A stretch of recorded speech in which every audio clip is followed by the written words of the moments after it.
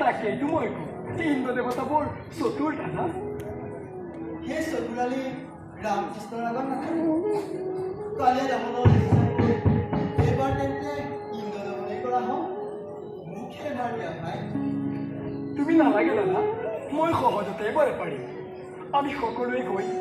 গোবৰ্ধন পৰ্বতৰ গ্ৰহবোৰত আশ্ৰয় লওঁ তাত ইন্দ্ৰ দেৱতাৰ অস্ত্ৰ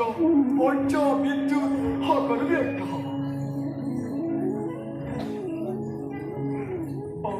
হোৱা আই আহিছে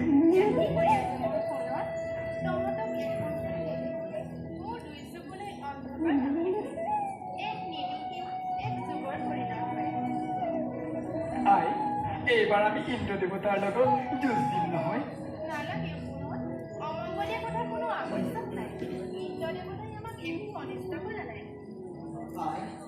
আমাৰ পৰা যে পূজা খাই আমি সেই পূজা কিয় নিমাই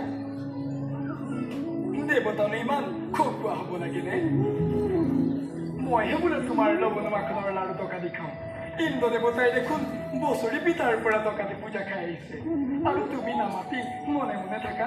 চোৱাচোন বলাই দাদা আয়ে মুখে শাসন কৰিব পাৰে ইন্দ্ৰ দেৱতালৈ বোলে ভয় কৰে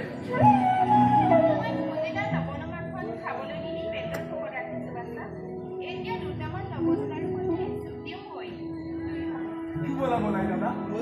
আই লৱণ